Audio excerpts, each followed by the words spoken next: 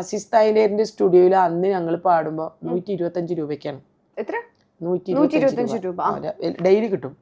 രാവിലെ ഒരു 8 മണിക്ക് കയറി വൈകുന്നേരം വരെ പാടണം. അത് കഴിഞ്ഞ് നമ്മ പ്രോഗ്രാമിന് പോകും. അസിച്ചാക്കും അത്രേ കിട്ടുള്ളൂ. പക്ഷെ അന്ന് 125 രൂപ പറയുന്നത് നല്ല പൈസ. ആ 125 രൂപ വാങ്ങുന്ന സമയത്താണ് ഞാൻ വളവട്ടണം 8 സെന്റ് സ്ഥലം വീട് എടുത്തത്. അടിപൊളി. അന്ന് അങ്ങനെയാണ് ഒരു 8 സെന്റ് സ്ഥലവും ഒരു വീട് ആദ്യമായിട്ട് വീട് വാങ്ങിച്ച ഒരു അസറ്റ്.